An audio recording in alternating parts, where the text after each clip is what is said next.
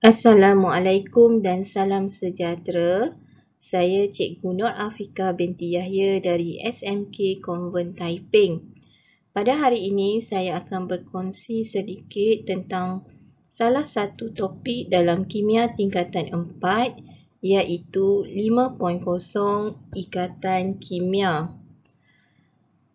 Fokus saya adalah untuk subtopik 5.5 iaitu ikatan dentif. Diharapkan pada akhir pembelajaran semua murid dapat menjelaskan dengan contoh pembentukan ikatan dentif.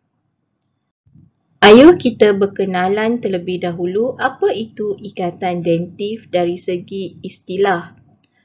Ikatan dentif juga dikenali sebagai ikatan koordinat. Ikatan dentif merupakan sejenis ikatan kovalen. Maksudnya di sini, ikatan dentif ini melibatkan perkongsian. Berkongsi apa? Berkongsi elektron. Kerana dia merupakan salah satu ikatan kovalen. Cuma bezanya dengan ikatan kovalen adalah perkongsian elektron itu datang daripada satu atom sahaja. Hanya satu atom sahaja yang menderma elektron untuk dikongsi bersama-sama dengan atom yang lain. Contoh dialog ini.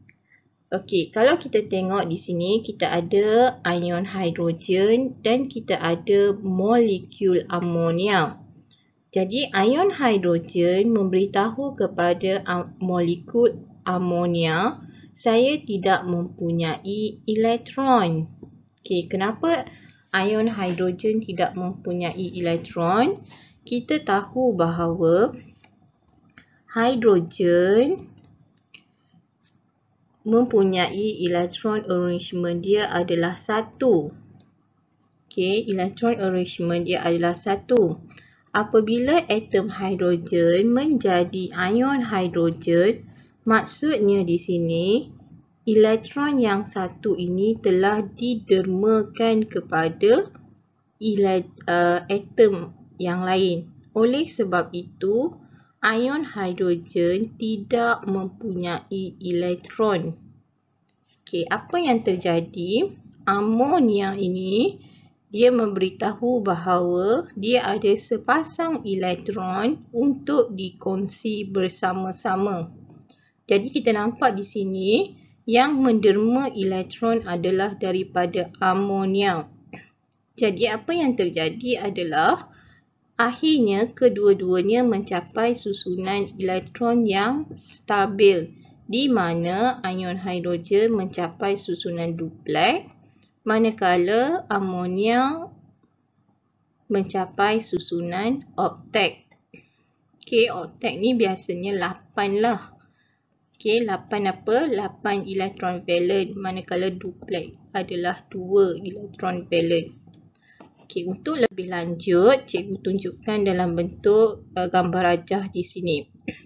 Kita perhatikan hidrogen, atom, atom hidrogen ini adalah sebelum maksudnya dia adalah dalam bentuk atom. Bila atom maksudnya dia adalah neutral. Jadi neutral ni maksudnya dia dalam bentuk original. Belum menderma ataupun berkongsi mana-mana elektron lagi. Jadi hidrogen elektron arrangement dia atau susunan elektron dia adalah 1. Manakala nitrogen adalah 2.5.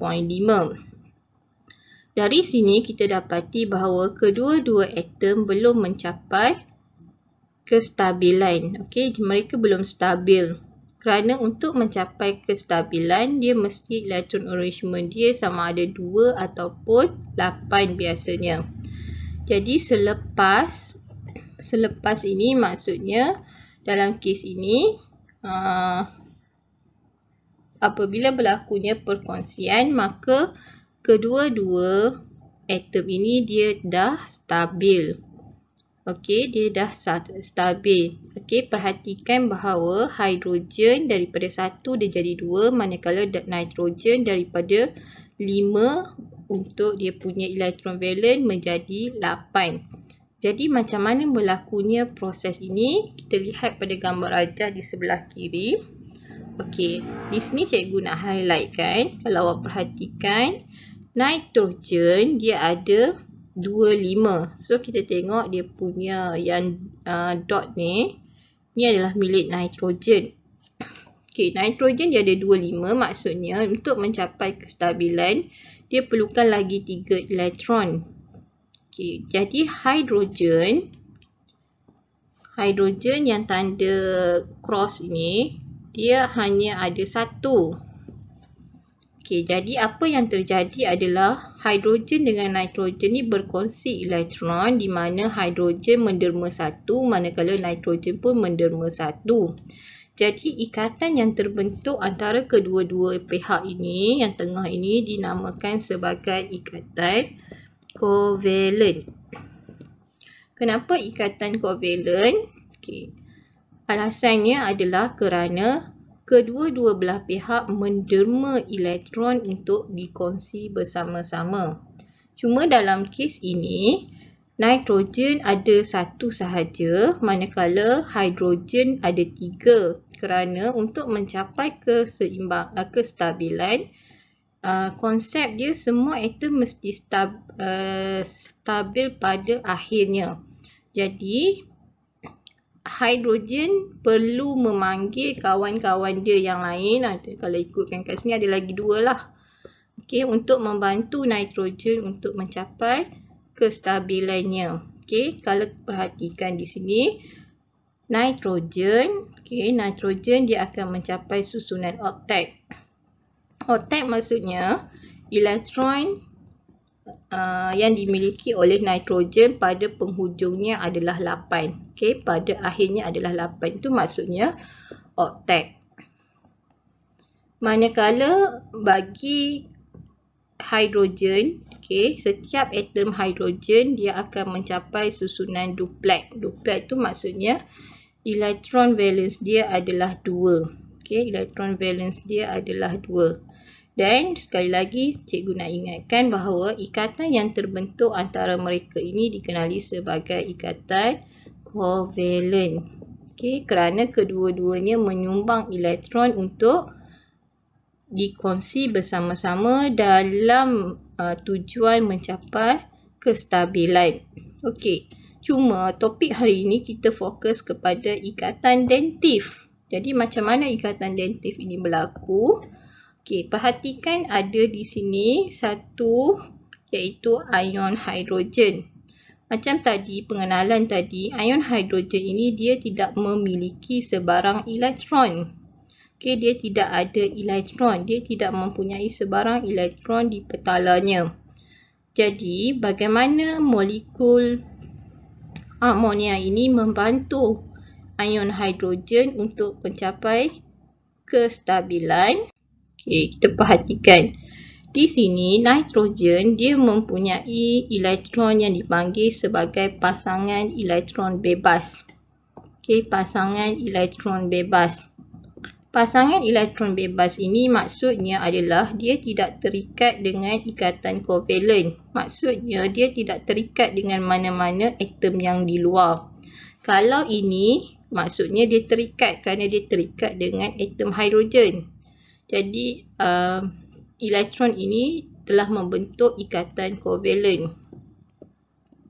Sedangkan yang warna ni, yang ikatan elektron bebas yang berwarna merah ini, dot warna merah ni, dia tidak terikat dengan mana-mana atom. Jadi, dia merupakan pasangan elektron bebas.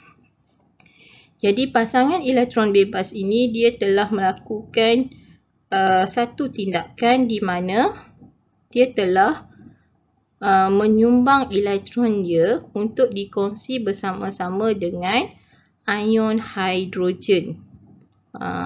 Bila dia berkongsi bersama-sama dengan ion hidrogen, dia akan menghasilkan satu sebatan yang kompleks, iaitu yang dikenali sebagai ammonium ion. Okay, NH4+.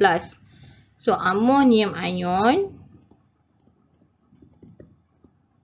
ataupun ion amonium, kalau perhatikan dia mesti ada charge positifnya di luar.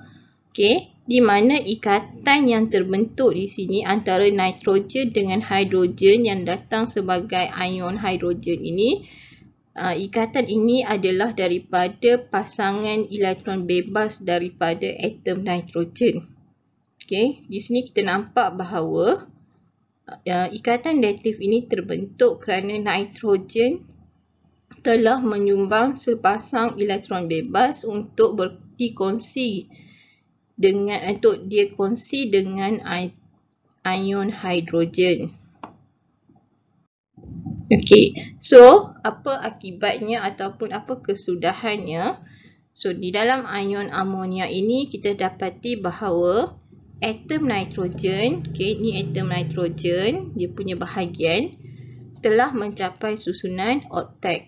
Oktet ni maksudnya dia ada 8 elektron di petala luar ataupun dikenali sebagai elektron valence. Manakala semua atom hidrogen maksudnya 4 atom lah, sebab kita ada 1, 2, 3, 4. 4 atom hidrogen telah mencapai susunan duplet. Kenapa duplet? Setiapnya ada 2 elektron valence di petala luar. Jadi akibatnya dia telah menyebabkan semuanya mencapai kestabilan. Okay, mari kita lihat contoh yang kedua. Okay, kalau kita perhatikan gambar rajah di sebelah kiri, ini merupakan H2O ataupun air. Okay, kalau air sebelum kita belajar susunan elektron, hidrogen ada 1, manakala oksigen ada 2.6. So di sini kita lihat bahawa hidrogen dia perlukan lagi 1, oksigen dia perlukan lagi 2 untuk mencapai kestabilan, susunan yang stabil. Jadi apa yang mereka buat adalah mereka berkongsi elektron. Tengok di sini mereka kongsi elektron di mana hidrogen akan menyumbang 2 elektron, manakala setiap atom oksigen akan menyumbang 2 elektron, manakala setiap atom hidrogen akan menyumbang 1 elektron untuk dikongsi bersama-sama. So apabila mereka berkongsi elektron, kita tengok di sini bahawa hidrogen telah mencapai susunan duplet. Manakala untuk oksigen, dia telah mencapai susunan oktet. Oktet ni maksudnya valence elektron dia adalah 8. Cuma ikatan yang terbentuk sekali lagi merupakan ikatan kovalent kerana dia adalah disebabkan oleh perkongsian elektron dari kedua-dua belah pihak, iaitu yang melibatkan 1 daripada oksigen, 1 daripada hidrogen. Cuma apabila datangnya 1 lagi ion hidrogen, ion hidrogen yang tidak mempunyai sebarang elektron di petala luar, dia akan menyebabkan berlakunya pembentukan ikatan datif. Kenapa? Kerana hidrogen dia mempunyai elektron bebas. Dia ada 2 pasang. 2 pasang maksudnya sama dengan 4 elektron lah. Dia mempunyai 2 pasang atau 4 elektron bebas. Jadi dia akan menggunakan salah satu pasangan elektron ini untuk mewujudkan ikatan datif dengan ion hidrogen. Jadi dia pilih yang paling dekat. Jadi di sini dia akan membentuk ikatan datif dan menyebabkan molekul air, molekul air H2O ini asalnya adalah neutral. Dia telah menjadi ion hydrosonium.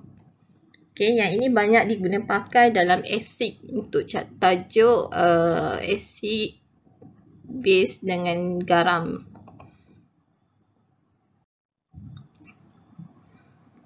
Jadi, akibatnya apabila berlakunya ikatan dentif ni, kita perhatikan bahawa atom oksigen, oksigen dia telah mencapai susunan oktet sebab dia ada 8 elektron valence.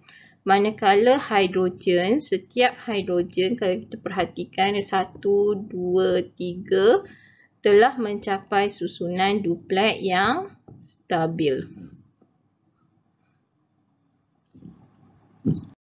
Jadi secara kesimpulannya, apa yang kita belajar daripada ikatan dentif ini, jika kita mempunyai kelebihan, maka sebarkanlah kelebihan dan kebaikan yang kita ada itu kepada orang lain, kerana kebaikan yang kita sebarkan itu akan menyebabkan kita dapat balik kebaikan tu dan memberi kebaikan kepada orang lain. Seperti mana ikatan dentif yang kita belajar tadi, di mana oksigen dengan nitrogen yang mempunyai pasangan elektron bebas telah membantu ion hidrogen dan akhirnya kesemua atom seimbang ataupun stabil.